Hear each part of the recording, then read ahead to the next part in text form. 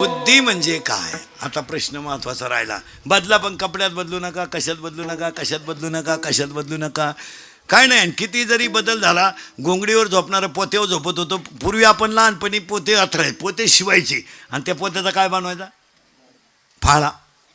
आणि त्याच्यावर झोपायचं. त्याच्यावर गोदडी आली, गोदडीवर दिवाण आला, येऊ द्या काही येऊ द्या, पण अजून लोक डोळे झाकूनच झोपतात. कसरी म्हणते डोळे वासून झोपा त्या, असं थोडंच आहे का? जाऊ दे ना. कपड्यात बदला, घरात बदला, सगळ्यात बदला. आज बदल गरजेचा आहे बुद्धीत. बुद्धी म्हणजे काय? 3 व्याख्या सांगतो. वाईटाकडून चांगल्याकडे वाहणारी विचार प्रवाह म्हणजे बुद्धी. तमगुणाकडून सत्वगुणाकडे वाहून नेते तो विचार प्रवाह म्हणजे बुद्धी. आणि दुःखाकडून सुखाकडे नेते म्हणजे ती बुद्धी. बुद्धीचे प्रामुख्याने 9 प्रकार पडतात. There are 9 types of knowledge. बुद्धीचे 9 प्रकार पडतात. 9च्या 9 नीट ऐका. 1 चर्मबुद्धी, 2 बुर्नस बुद्धी, 3 तैल बुद्धी, 4 दगड बुद्धी, राजस बुद्धी, तामस बुद्धी, सात्विक बुद्धी, सद्बुद्धी आणि दुर्बुद्धी. तुम्ही बदला, पण बुद्धीत बदला. आता लोक म्हणते जग सुधारलंय, जग सुधारलंय. सुधरू द्या. लहानपणी आपल्याला 11 वाजता रेडिओ ऐकायला मिळायचा. पूर्वी ग्रामपंचायतीला रेडिओ राहायचा. 7 वाजता बातम्या राहायच्या. लोक 6:30लाच ग्रामपंचायती पुढे बसायचे. त्याच्यानंतर तो ग्रामपंचायतीचा रेडिओ बंद झाला. मग लग्नात नवरदेव रुसायला लागली रेडिओवरून. मग तो नवरदेवाला रेडिओ घ्यायचे डोकं गळ्यात. ते 200-250 रुपयाला मिळायचं. 11 वाजता कामगार सभा, 7 वाजता बातम्या. मग ते कामगार सभा शेळ्यांमागं वड्याला पाठाला ऐकायचं. ती नादीच होतं ती. तो रेडिओ गेला, टी व्ही आला. टी व्ही गेला, टी व्ही जवळजवळ वजा झाला. DVD आला, CD आला. आता सगळंच गेलं. आता फक्त 6,000चं 3,000चं खोकं घ्यायचं. सगळी माहिती त्याच्यात. बातम्या मोबाईलमध्ये, सगळं मोबाईलमध्ये. माणसं सुधरत गेली, पण अजून माणसं कानानंच ऐकतात. टीव्ही गेला, जाऊ द्या, टीव्ही गेलाय, सगळं गेलंय, पण ऐकायचं ते कानानंच, पाहायचं ते डोळ्यानं. मग बदल तरी काय झाला? मग नवीन डोळे बसवा, नवीन कान बसवा. तुलाही लखपतीची अवलाद देईन तुझी. मग देवानं दिलेल्या तोंडानं का आला खातो? एखादं तोंडी का ताण पैसा तू एक. 3 गोष्टी जपून वापरा. अंगातली ताकद जपून वापरा, खिशातला पैसा जपून वापरा आणि आयुष्यातली वेळ जपून वापरा. अंगातली ताकद आता पहिल्यासारखं राहिले. राजकारणी लोक ध्यानात ठेवा, कार्यकर्ते. आता पहिले तुमचं मार्केट पहिल्यासारखं राहिलं नाही. तुम्ही जरा घरादाराक पहा. ही देशाची सेवा राहू द्या. हे लोकांचे बांबू उपटायचं बंद करा. आता 40 वर्ष खोट्या टोकल्या. याची सतरंजी झटक आणि त्याची सतरंजी झटक. आता ते दिवस राहिले नाही. अहो 1.5 महिन्यापूर्वी तुम्ही एकमेकाला शेदत होते. आता एका कोंबडी उकुदा त्या कोण तुमच्या नाद लागेल?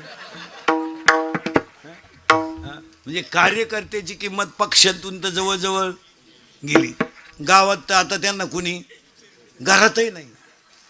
अरे शेतकऱ्याच्या बैल जर बांधले ना शेतकऱ्यानं, तर अवताची बैल बांधले का त्याची बायको हातात तांब्या घेऊन येते पाण्याचा. पाणी प्या, चहा घेता का जेवण करता? गरीब घरे पण आदर केवढा आहे. तर असं करा, सकाळचं कालवण गरम करते, दूध भाकर खाणं, तर मग स्वयंपाक करते. तुम्ही तो असं करा, दूध भाकरच खातो, सकाळी पाहू. या कार्यकर्त्यांच्या बायका असं नाही बोलत घरी गेले. पप्या त्याला विचार खायचंय का?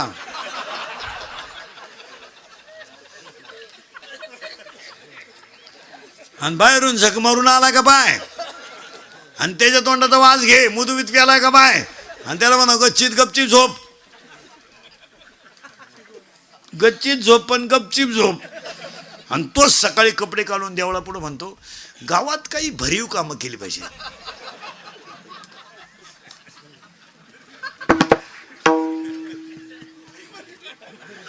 काय भरीव करतो आणि ख्वाक करतो, काय डोंबलं करतो. हे जरा कार्यकर्ते सगळं लफडे बंद करा आता, आणि आमच्या टोळीत या आणि एवढी गळ्यात लटकवा, निदान सुखानं झोपाल. आणि एवढी लटकवा, आणि आमच्याकडे आल्यावर तुम्ही श्रीमंत होणार नाही, पण सुखी झाल्याशिवाय. अजून 2 लोक राजकारणात उतरणार नाही 5 वर्षानं, गरीब आणि विद्वान. गरीब माणूस नाही होताना. फुकणी इकली तरी सदस्य नाही वाजत. आता हे आरडून आरडत होतो आम्ही 2-4 महिने, ते जनतेतून थेट 2-4 महिने आरडल्या तर झाला फायदा. ते बरं झालं, ते लय अवघड झालं. तो गडी गावाचं म्हणेनच कोणाला, ते एकटं झाल्यामुळं तेच खड्डे घ्यायचं. 15 वर्षापूर्वीचा काळ आता नाही आहे. 15 वर्षापूर्वी तुम्हाला ग्रामपंचायत लोकवर्गणीत चालवावं लागायची. आज तुम्हाला मुबलक पैसा आहे. आता तसं राहिलं नाही. 14 वित्त आयोगामध्ये ग्रामपंचायतीला पैशाला तोटा, त्याच्यामधला 25% रक्कम तुम्हाला शैक्षणिक खर्चासाठी आहे गावातल्या. पाहायचंच नाही. फक्त 15 ऑगस्टला 26 जानेवारीला तेवढं झेंडे पैसे जायचं, गोळ्या बिळ्याने यायचं नाही. माझ्या पोरीला तकलीफ आली. आपली पोरगी लई लाडकी आहे ना, लग्न करायचंच नाही ना. सांभाळ ना तू. दुसऱ्याचे घर बुंगी ती तर मग तू घ ना, सांभाळ ना. एक तर त्या पोरीला तो पोऱ्यात तयार झाला, हे नशीब पहिले 3 मरेल होते त्याच्या देखत कॅनॉल मध्ये. उगाच कोणाचंही प्रारब्ध. अरे आत्ताचा जर जनक असता रामाचं कान फोडून टाकलं असतं. नाला का तू वनवासाला चालला, 1.5 लाख देऊन मिटून घे मायापुरीला दुसरा राम. पण जनक एकच शब्द का बोलला नाही तर जाणकार माणसाच्या ध्यानात येईल.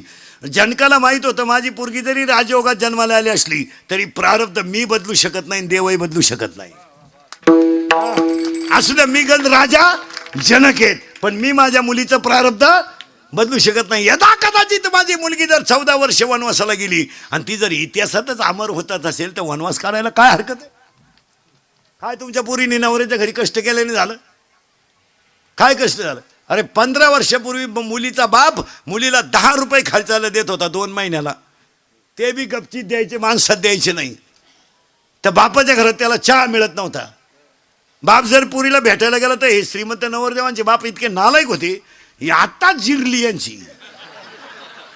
आता पार हा तुमचा हा जो पट्टा आहे ना, वावी सोमठाणं पंचळ बिंचळ, तुम्ही आता गार झाले. तुम्ही लय फुगीर होती. तुमच्या कडक टोप्या चांगल्या वळवळ करीत होत्या, आता जिरली तुमची. नाही तर तुम्हाला चांगले लोक पूर्वी कांद्याचे पैसे व्हायचे, कुटुंब मजेशीर होते, जमिनीत ताकद होती, उत्पन्न भरपूर, जमीन पाण्याच्या कडाला, पाण्याचा प्रॉब्लेम नाही ना. तेव्हा तुम्हाला बळच पोरी देत होते लोक. तेव्हा तुम्ही लय आकडू. तुम्ही कुठं, आम्ही कुठं? हे कसं शक्य? तुमची जमीन आणि आमची कांद्याची चाळ सारखीच. आता कशी जिरली? आता का कोंबड्याचा नेतो का चांद्याच्या चाळीत? आता बळच तुम्ही पुरीच्या बापाला म्हणता राम राम. तो यंदा नाही, तो तिकडे वड्याला सोडवो, आम्हाला नको.